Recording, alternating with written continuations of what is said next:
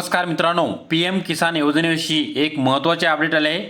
यामध्ये तुमचा जो काही 18वा हप्ता येणार आहे त्याची तारीख फिक्स झालेली आहे। कोणत्या दिवशी तुमच्या खात्यामध्ये हे पैसे जमा होणार आहेत आणि त्यासाठी एक महत्त्वपूर्ण काय गोष्टी करायच्या आहेत ज्यामुळे तुमचा 18वा हप्ता तुमच्या खात्यामध्ये जमा होणार आहे। यासाठी त्याचं प्रूफ देखील पाहू शकता। यासाठी तुम्हाला काय करायचं आहे, पी.एम. किसान गुगलमध्ये यायचं आहे, पी.एम. किसान हे साईटवर यायचं आहे। पी.एम. किसान साईटवर आल्यानंतर तुम्हाला इथे संपूर्ण माहिती दिलेली आहे।